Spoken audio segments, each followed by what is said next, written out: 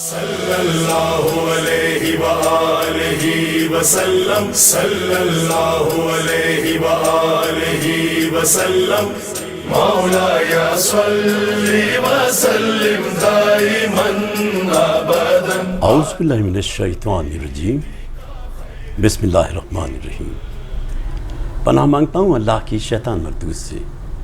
شروع کرتا ہوں اللہ کے نام سے جو بڑا مہربان اور مسلسل رحم کرنے والا ہے۔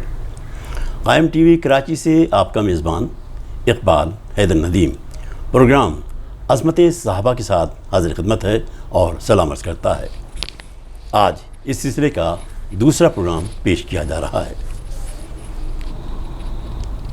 صحابی اس شخص کو کہتے ہیں جو رسول خدا کو دیکھ چکا ہو، ان پہ ایمان لا چکا ہو اور حالت ایمان میں دنیا سے رخصت ہوا ہو۔ اس وقت ہمارے درمیان اس ملک کے ممتاز عالم دین، بے شمار کتابوں کے خالق اور جن کی تاریخ پر بڑی گہری نظر ہے، عالی جناب علامہ سید حسن ظفر نقوی صاحب تشریف فرمائیں۔ ہم نے پچھلے پروگرام میں ایک صحابی کو ڈسکس کیا تھا، آج ہم علامہ صاحب سے پوچھتے ہیں آج آپ کس صحابی کے بارے میں ہمیں بتائیں گے؟ اعوذ باللہ من الشیطان الرجیم، بسم اللہ الرحمن الرحیم، الحمدللہ والصلاۃ علیہ اما بعد، محمد رسول اللہ والذین معہ اشداء علی الکفار رحماء بینہم، صدق اللہ العلی العظیم۔ اس سے پہلے ذرا سی صحابی کی تعریف کر دیں۔ جی جی، ذکر تو کریں گے صحابی کا، لیکن ذرا سی تعریف کر دیں صحابی کی، کہ صحابی کی تعریف جو ہے مختلف جگہوں پہ مختلف ہے۔ کچھ لوگوں کے نزدیک جس نے بھی حضور کو دیکھا حالت ایمان میں، جی وہ صحابی ہے، جس نے بھی دیکھا، چاہے اس کی عمر 2 سال ہو۔ ہمارے پاس ایسے سے بھی راوی ہیں کہ جو جب اس وقت ایمان لائے تو وہ 2 سال کے تھے یا 3 سال کے تھے یا 4 سال کے تھے، لیکن کیونکہ وہ زندہ تھے، انہوں نے دیکھا تھا حضور کو، لہٰذا وہ صحابی کی تعریف میں ان کو بھی شامل کر لیا گیا۔ اس طرح حجۃ الوداع کے موقع پہ جتنے بھی حاجی تھے، کوئی کہتا ہے 90 لاکھ، کوئی کہتا ہے 1 لاکھ، کوئی 1,24,000 تک، 90,000 ہو یا 1,24,000، مطلب ہے کہ جو بھی تھے ان سب نے دیکھا حضور کو آخر، بے شک لہٰذا وہ سب کے سب صحابی ہوئے۔ صحابہ کے زمرے میں شامل ہو گئے۔ ایک تعریف صحابی کی نہیں، حضور کو دیکھا ہو، ہوش و حواس میں دیکھا ہو، صرف دیکھا نہ ہو، سنا اور سمجھا بھی ہو، صحبت سے نکلا ہے نا، جس نے صحبت اختیار کی، اچھا، جو ساتھ رہا، واہ واہ، تو اس میں صرف دیکھنے والا نہیں آ سکتا۔ صحیح، دیکھنے والا، میں نے کہا کہ کوئی ہمارے برادران کے نزدیک صحابی کے درجے نے بھی دیکھا، حالت ایمان میں دیکھا، وہ صحابی ہو گیا۔ صحیح، ہم کہتے نہیں، جس نے صحبت اختیار کی، جو صحبت میں رہا حضور کے، سیکھا، سنا، سمجھا، ہم اسے صحابی کہتے ہیں۔ اچھا، ایک صحابی تھے جنہوں نے دیکھا ہی نہیں تھا، وہ جناب ویسے کرنے کا ذکر آ جائے گا، جی جی، کیونکہ ان کے لیے رسول نے سند دے دی نا، جی جی، حضور کا فرمانا سند ہے، بس فرما دیا حضور نے۔ تو یہ تعریف جو تو ہے استثناء دیکھا ہو تبھی صحابی ہو سکتا ہے، میں نے ایسے بھی ہو سکتا ہے نہ دیکھا تب نہیں دیکھا تب بھی صحابی، لیکن خیر اس کو ہم استثناء میں رکھ سکتے ہیں، استثناء، کیونکہ حضور نے آئے تھے مدینے، حالت ایمان میں رہے پوری زندگی، بے شک، حالت ایمان میں دنیا سے گئے، تو وہ ایک استثناء ہے، ان کے نزدیک بھی ہمارے نزدیک بھی۔ ہم دیکھنا تو بہرحال شرط ہے نا، کیونکہ ساتھ رہنے کے لیے دیکھنا بے شک شرط۔ تو ہاں یہ الگ بات کہ کچھ ایسے بھی تھے صحابی کے جو نابینا تھے، ہاں تو تھے لیکن ساتھ رہے، مگر وہ صحابی تو ہیں، یہی مطلب ہے کہنے کا کہ صحابی تو ہے نا وہ، اس لیے صحابی کہ صحبت اختیار کی، صحبت جو اختیار کرے گا وہ صحابی کہلاتا ہے۔ ایک تعریف کے پیش نظر یہ ہے کہ جس ساتھ رہا، سنا، باتیں، کچھ عرصے تو ساتھ رہے نا، تو کہتے ہیں کہ اس نے صحبت اختیار کی، حضور کی صحبت اختیار کی، تو اس کو صحابی کہا جاتا ہے۔ دوسری تعریف میں نے عرض کر دی کہ سارے دیکھیے، حضور جب مدینہ تشریف لائے نا، یثرب تھا اس وقت، تشریف لائے تو بڑا مسئلہ تھا، پورا مدینہ آپ کے استقبال کے لیے موجود تھا، حتیٰ کہ وہاں جو یہودی تھے وہ بھی عوامی پریشر جس کو کہتے ہیں نا آج بھی، ایک عوامی دباؤ کے پیش نظر ان کو بھی استقبال کے لیے آنا پڑ گیا، کیونکہ اوس و خزرج دونوں قبیلے آ رہے تھے، انہیں بھی رہنا تھا، بعد میں میثاق مدینہ بھی ان کے ساتھ باندھی گئی، تو ان کو بھی آنا پڑا استقبال کے لیے۔ جب اتنی بڑی ایک شخصیت آ جائے تو پھر وہ سب کو، اور بڑے سے بڑے سردار وہاں پر تھے، پیسے والے بھی لوگ تھے، بڑے بڑے تھے۔ عبداللہ ابن ابی جو بعد میں منافقین کا سردار بنا، اس وقت وہ یعنی اسلام پر تھا، اس نے کلمہ پڑھ لیا تھا، اور وہ بہت بڑا ایک سرمایہ دار بھی تھا۔ ان سب نے پیشکش کی کہ آپ ہمارے مہمان بنے۔ ہوتا ہے نا، انسان چاہتا ہے کہ بڑا آدمی آئے میرے گھر میں، تو غریب آدمی تو سوچ ہی نہیں رہا تھا کہ بھئی میرے مہمان تو بنے گی نہیں، اتنی بڑی ہستی کائنات کی میرے مہمان کہاں بنے گی. لیکن دیکھیں وہ رحمت للعالمین ہے نا، دلوں کے حال جانتا ہے سب کے. آپ کسی کے گھر بھی جا سکتے تھے لیکن نہ معلوم کتنے منتظر تھیں آنکھیں، لہٰذا آپ نے ایک ایسا فیصلہ کیا جو عدل پہ مبنی تھا. واہ واہ. آپ اپنے ناقے سے اتر آئے، اس کی مہار کو چھوڑ دیا. جو ناقہ جہاں جائے گا اسی گھر. اب بعض میں کہ نہیں آپ ناقے پہ سوار تھے، مہار چھوڑ دی، بہرحال جو بھی تھا آپ نے ناقے پر فیصلہ چھوڑ دیا کہ اچھا بھائی دیکھو جہاں میرا ناقہ رک جائے گا بس وہیں جاؤں گا میں اسی گھر میں قیام کروں گا. اب آپ مجھے بتائیے کہ اس شخص کا منزلت، مقام اور درجہ کیا ہوگا جس کے دروازے کے سامنے جا کے ناقہ ٹھہر جائے. بے شک بہت بڑا. کیونکہ اب یہ تو اللہ کی مرضی ہوئی نا. بے شک بے شک. اللہ کی مرضی، اللہ کا حکم ہوا کہ یہاں ٹھہرو. بغیر اللہ کی مرضی سے ہوتا نہیں تھا. تو رسول کا اللہ کا حکم ہے، رسول جانتے ہیں کہ اللہ کا حکم نافذ ہوگا. اگر آپ خود کہہ دیتے ابو ایوب انصاری تو لوگ دوسروں کے دل ٹوٹتے. کسی کا بھی نام لے دیتے تو دوسروں کے دل ٹوٹتے نا. ایک ایسا فیصلہ کہ جس پہ کوئی شخص، نہ امیر نہ غریب نہ مرد، کوئی ناراض نہیں ہوا کہ بھائی حضور نے چھوڑ دیا. یہ الگ بات ہے کہ سب دعائیں کر رہے تھے کہ ناقہ میرے گھر پہ رکے، ناقہ میرے. تو یہاں تک بتایا جاتا ہے بس جناب ابو ایوب انصاری کے بارے میں. جناب ابو ایوب انصاری وہ صحابی ہیں جن کے گھر کے آگے ناقہ رکا تھا. بھئی آگے بھی تو بتائیے نا، پوری زندگی گزاری، آخر کون سے حالات تھے جو ان کو قسطنطنیہ لے گئے؟ کیوں ترکی میں ان کا روضہ ہے؟ اور روضہ بھی ایسا روضہ ہے کہ آج بھی مسلمان نہیں، مسلمانوں کے تمام مکاتب فکر تو اپنی جگہ، تمام غیر مسلم بھی اس روضے پہ زیارت کرنا اپنے لیے اعزاز سمجھتے ہیں. سبحان اللہ. صاحب کرامت کا روضہ مشہور ہے وہ، ان کے روضے سے کرامتیں ظاہر ہوتی ہیں. جناب ابو ایوب انصاری کے یہ ہے جناب. تو ہمارے یہاں تو ان کے ویسے بھی یوں بہت زیادہ اہمیت ہے کہ وہ جو بشیر انصاری تھے جس نے بشارت دی تھی تو وہ بھی انہی کی نسل میں تھا. جناب ابو ایوب انصاری کی نسل میں سے تھے وہ بشیر انصاری. تو اب یہ جتنے بھی جناب ابو ایوب انصاری کی زندگی اس کے بعد کی، بھئی وہ تو بتائیے نا آپ، وہ کیوں نہیں بتاتے آپ؟ کیا اس کے بعد حالات کیا ہو؟ کیونکہ جناب ابو ایوب انصاری بھی اسی لابی کے تھے. لابیز میں لفظ استعمال کر رہا ہوں وہ کہ غلط ہے، اہل بیت کی لابیز ہے. یعنی ان کی افیلیشن، ان کی ہمدردیاں تھیں اہل بیت کے ساتھ، علی و اولاد علی کے ساتھ، یا رسول و اولاد رسول کے ساتھ. لہٰذا وہاں پہ چیپٹر کلوز کر دیا جاتا ہے. بھئی پوری تاریخ پڑھیے نا، بتائیے کیا ہوا ان کے ساتھ، کیا ہوا ان کے ساتھ، کس طرح سے یعنی ان پر دباؤ ڈالے گئے، جلا وطن کر دیا گیا، جلا وطن کیا گیا، ان کے گھر پہ حملہ ہوا. یعنی آگے کے زمانے میں، ابھی نہیں، یعنی شروع کے زمانے میں نہیں، 40 ہجری کے بعد کی بات کر رہے ہیں. 40 ہجری کے بعد ان کے گھر پہ حملہ ہوا، ان کا گھر تباہ کر دیا گیا، جان کے لالے پڑ گئے. 3 بار ان کو مدینہ چھوڑنا پڑا ہے اس بزرگ صحابی کو. تو آخر میں انہی نے خود حاکم شام سے کہا تھا کہ بھئی مناسب یہ ہے کہ مجھے کوئی لشکر جا رہا اس کے ساتھ بھیج دو، یہاں میرے لیے رہنا مشکل ہے. اچھا لوگ حاکم وغیرہ ڈرتے اس لیے تھے کہ یہ صحابی رسول بھی ہیں تو قتل وغیرہ کرنا، وہ پوشیدہ طور پہ تو کئیوں کو قتل کیا گیا لیکن ہاتھ اٹھاتے ہوئے بھی ڈرتے تھے اور تنگ بھی تھے ان سے، کیونکہ ان کا بھی وہی مزاج تھا کہ جہاں ہوتا تو وہ حدیث غدیر ضرور بیان کرتے تھے. حدیث غدیر ضرور بیان کر، اور بھی بہت ساری حدیث جو اہل بیت کی شان بھی تھی وہ بیان کرتے تھے. مولا علی کی شان بھی حدیث تھی وہ بیان کرتے تھے. نتیجہ جو وہی ان کا قصور بن گیا.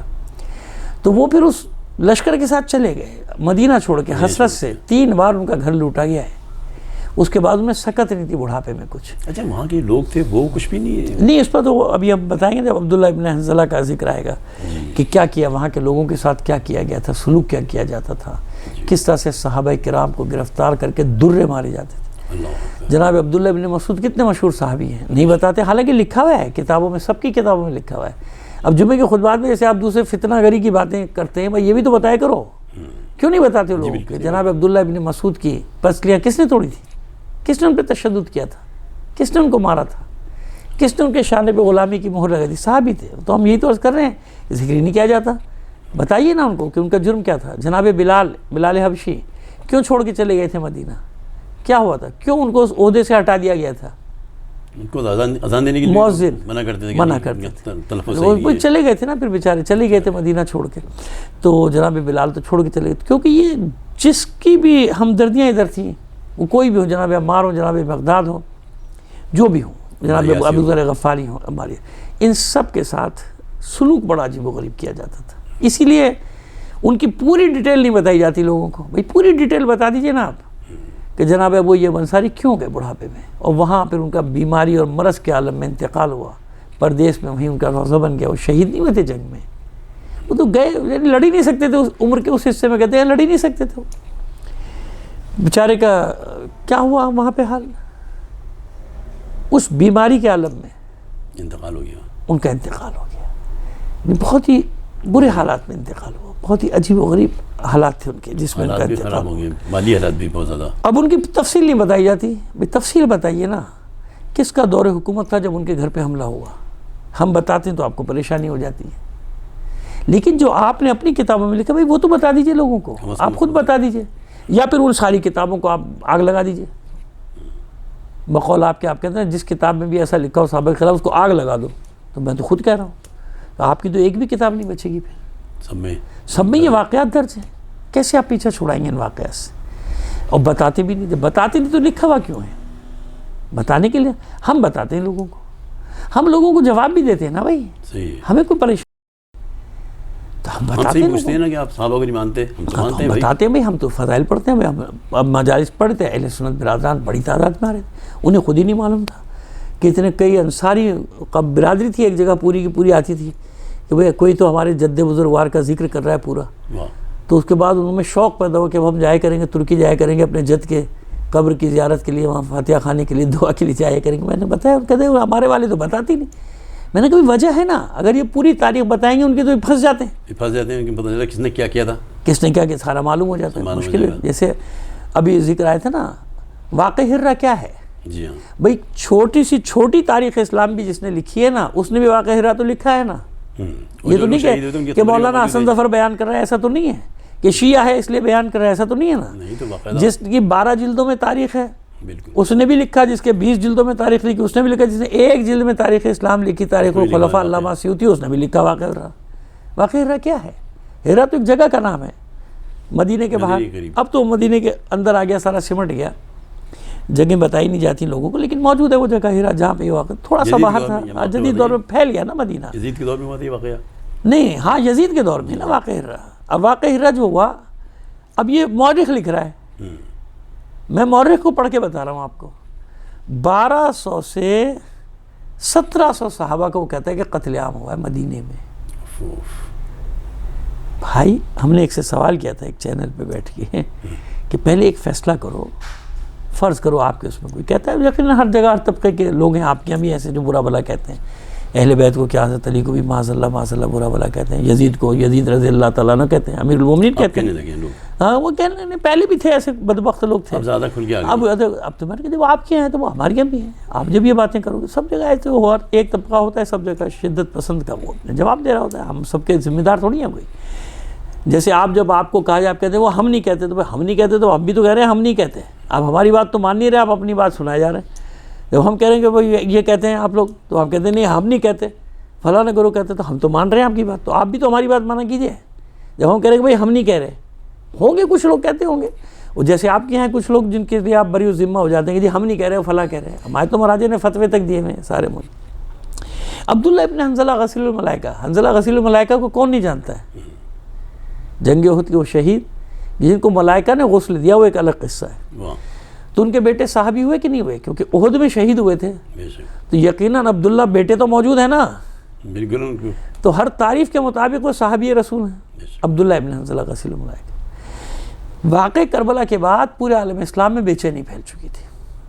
حضرت عبداللہ ابن زبیر حجاز میں قابض تھے, مکے پہ ان کی حکومت تھی. مدینے کے لوگ جو تھے وہ پہلی بے چین تھے واقع کربلا کی وجہ سے, نا کہ ان کو وہ تھا پریشانیاں تھیں کہ ہم کس طرح سے منہ دکھائیں گے, کیا ہوگا ہمارے ساتھ. یہ سب کچھ ہو گیا, آل رسول کے ساتھ بھی ہو گیا. تو قیام کی تیاری کی سب نے, لشکر تیار پہلے بھیجا کچھ لوگوں کو وہاں یزید کی طرف, اور جو وہاں سے واپس آئے تو ان کا کہ بھائی ہم وہ دیکھ کر آ رہے ہیں کہ جو اس کے کانوں کو تو جو حالات انہیں نے بتائی یزید کے, یہ تاریخوں میں. خیر جناب انہیں نے بغاوت کر دی, اس کا جو گورنر ہونا تھا اس کو بھگاؤ دیا اور قبضہ کر لیا. یہی وہ زمانہ تھا کہ مروان کو پناہ دینے والا کوئی نہیں تھا.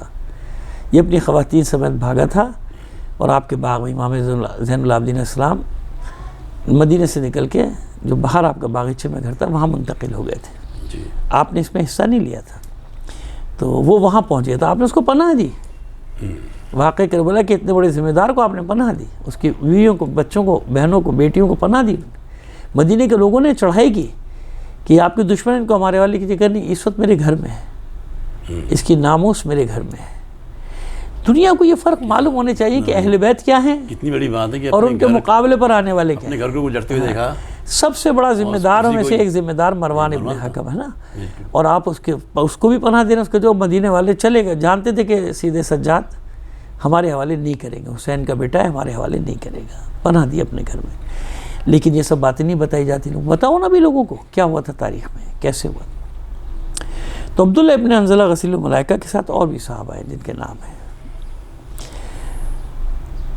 دیکھو چند ہزار کا لشکر تیار ہوا، وہاں سے اس نے بھیجا مسلم بن عتبہ کو، بڈھا ہو چکا تھا یزید نے، اور کہہ کے بھیجا کہ میری غلامی پہ بیعت لینی ہے۔ اسلام نہ کتاب نہ قرآن نہ شیخین کچھ نہیں، میری غلامی پر بیعت لینی ہے۔ مدینہ مباح کر دینا فتح کرنے کے بعد 3 دن کے لیے اپنے لشکر پہ۔ اس نے کہا یا نہیں کہا کہ اس کی تو یہ ہر بات کی تعویل کر دیتے ہیں نا، واقع کربلا کے بھی کہہ دیتے ہیں، نہیں وہ تو ابن زیاد نے کیا تھا۔ سوال یہ کہ ابن زیاد کو سزا کیا دی؟ نہیں، ابن زیاد کو سزا کیا دی؟ اتنا بڑا کام کر دیا اس نے، آپ کہہ رہے یزید نہیں تھا، اچھا تو کیا کیا؟ اس کو تو اور گورنر ہی بڑھا دی، پہلے ایک حصے کا تھا اس کو پورے عراق کا گورنر بنا دیا۔ اس کو کیا باتیں کر رہے ہیں، خواہ مخواہ کے بچوں کو بہلانے والی باتیں کرتے ہیں آپ۔ یزید کو بچاتے ہوئے شرم نہیں آتی؟ قیامت کے دن کیا حشر ہوگا جب یزید کے ساتھ کوئی اٹھایا جائے گا، تو شرم آنی چاہیے۔ انسانیت شرمندہ ہوتی، انسانیت کا مجرم ہے وہ شیعہ سنی اسلام کا مسئلہ بھی نہیں اس کے ساتھ، وہ تو انسانیت کا قاتل ہے، انسانیت کا مجرم ہے۔ اس کا اگر کوئی دفاع کرتا ہے تو یقیناً وہ انسانیت سے بالکل عاری ہے، خالی، اس میں انسانیت نہیں ہے۔ تو خیر وہ ہوا مارکہ، تفصیلی واقعہ رہا، شہید کر دیا عبداللہ ابن حنظلہ، اور بھی عبداللہ ابن زبیر کے بھی ایک بھائی تھے، وہ بھی شہید کر دیے گئے، ان کے بھائی بھی آئے، بچے سب شہید کر دیے گئے۔ تو 3 دن تک مسلم بن عتبہ نے اپنے لشکر پہ مدینے کو مباح کیا، یہ ہر تاریخ نے،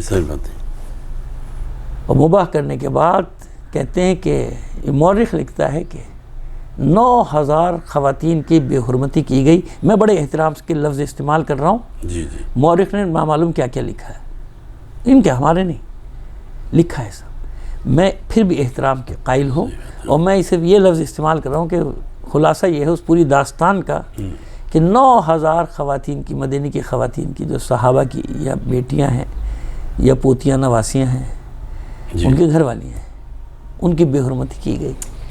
مسجد نبوی کو گھوڑوں کا استبل بنایا گیا، لشکر کے گھوڑے وہاں بنوائے اس نے، وہ تو اس کے بعد گیا نا، واقعہ ہرا کے بعد مکے گیا تھا نا، ابھی تو میں یہیں تک کی بات کر رہا ہوں۔ یہ اشر ہوا مدینے کس نے کیا؟ یہ صحابہ کے ساتھ اتنا بڑا ظلم ہوا، صحابہ کے ساتھ، اس کی تو یاد آپ کو ہر سال منانی چاہیے۔ اس کو تو پوچھتے بھی نہیں، اس کا ذکر ہم ہی کرتے ہیں تو آپ تو نہیں کرتے۔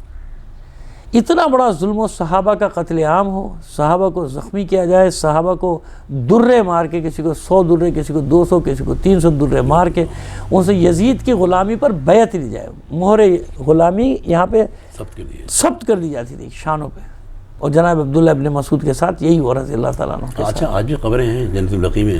جی ہاں، ہے نا، واقعہ ہرا کی قبریں ہیں، وہی اجتماعی قبریں ہیں، نہیں وہ تھوڑی سی، وہی اجتماعی ایک ہی گڑھ میں دفنا دیا جاتا تھا۔ تو اب مفتی کے مختلف جگہوں پہ ہوں گی وہ تو الگ چیز ہے، لیکن جو میں عرض کر رہا ہوں کہ اب آپ مجھے بتائیے یہ کتنا بڑا قرض ہے صحابہ کا کہ ان پر اتنے بڑے ظلم ہوئے، ان کا آپ ذکر نہیں کرتے ہیں جناب۔ وہ بھی تو صحابہ ہیں نا، ان سے محبت نہیں ہے آپ کو؟ وہ صحابہ ہیں یا صحابہ کی اولادیں ہیں، ان سے محبت نہیں ہے آپ کو؟ ان کے گھر لوٹے گئے، گھر جلائے گئے، ان کی عزتیں لوٹی گئی، ان کی ناموس لوٹی گئی، ناموس پامال کی گئی۔ مسجد نبی کی بے حرمتی نعرہ لگانے سے نہیں ہوتی، یہ بے حرمتی نہیں ہوئی، اس کی یاد کیوں نہیں مناتے آپ؟ وہ یاد ہر ایک چیز کی مناتے ہیں، سب مناتے ہیں، کیوں نہیں؟ ہم ہی یاد مناتے ہیں، ہم ہی واقعہ ہرا کا ذکر کر رہے ہیں، وہ بھی آپ کو برا لگ رہا ہوتا ہے بھائی، عجیب ہے۔ ایک تو ہم صحابہ کی یاد منا رہے ہیں، پھر کہتے ہیں یہ تو یزید نہیں کیا تھا، ابن زیاد نہیں کیا تھا، وہ وہاں پہ کہتے ہیں کہ مسلم بن عتبہ نہیں کیا تھا، تو کائے کا خلیفہ تھا بھائی، کس بات کا حاکم تھا؟ اس کی مرضی کے بغیر پرندہ نہیں مار سکتا تھا وہاں، چیوٹی حرکت نہیں کر سکتی تھی۔ آپ کہتے ہیں وہ یوں تھا، وہ لا کے وہ اس کے پورے اشعار تاریخ میں موجود ہیں یزید کے کہ جو اس نے کرے ہیں کہ بنی نہ کوئی فرشتہ آیا تھا نہ کوئی وحی، یہ سب بنی ہاشم نے اقتدار کے لیے ڈھونگ رچایا تھا، اور کتنی خوش ہوں گی آج میرے باپ دادا کی روحیں میں نے آج بدر و احد کا انتقام لیا. سارا مورخ لکھ رہا ہے, پھر آپ لوگوں کو الو بنا ہے کیا کہ ہر آدمی پڑھتا تو نہیں نا کتابیں, وہ تو خطبات کا اثیر ہے. اب وہاں اس کو جو مولوی دماغ میں بٹھا دے گا اس کے پک گیا, وہ خود تو کتابیں نہیں. اب جو کتابیں پڑھتا ہے وہ سوال کرتا ہے, ان سے سوال کرتا ہے, کہتے ہیں خبردار سوال نہیں کرو, پوچھو نہیں. یہ اچھی بات ہے, سوال تو ہوگا, ہم سے بھی لوگ سوال کرتے ہیں, ہمارے لوگ سوال نہیں کرتے ہیں کیا؟ ہمیں جواب دینا ہے, ان کو تسلی دینی. میں یہاں مسئلہ یہ ہو گیا کہ پڑھتے نہیں, جو پڑھتا ہے وہ اس کا دماغ پھر گھومنے لگتا ہے کہ یار یہ تو یہ سب تو لکھا ہوا ہے سارا. ہم نے کہا بتاؤ آپ کون توہین کر رہا ہے, ہم کر رہے ہیں یا آپ خود کر رہے ہیں؟ صحابہ کو برا بھلا کہنا بڑا گناہ ہے یا صحابہ کو قتل کر دینا؟ صحیح بات ہے. اب وہ چپ ہو جاتے ہیں کہ بھائی قتل کیے گئے صحابہ کو, ان کو بتایا بھی ابھی اور بھی ہیں جن کو صحابہ کو جن کو شہید کیا گیا, تاریخ میں بڑے بڑے نام ہیں. بہت شکریہ قبیلہ, آپ نے آج کافی وقت دیا ہمیں. ناظرین کرام, آج ہم نے حضرت ایوب انصاری کی شخصیت, ان کے کردار, ان کی جلا وطنی اور ان کی شہادت پر بات چیت کی. دعا افضل ترین عبادت ہے. اپنی دعاؤں میں اپنے مومن بھائیوں کو یاد رکھا کرو. ہمارے پروگرام عظمت صحابہ کا وقت اب ختم ہو جاتا ہے. صلی اللہ علیہ وآلہ وسلم, صلی اللہ علیہ وآلہ وسلم. مولایا صلی وسلم دائما ابدا علی حبیبک خیر الخلق کلہم.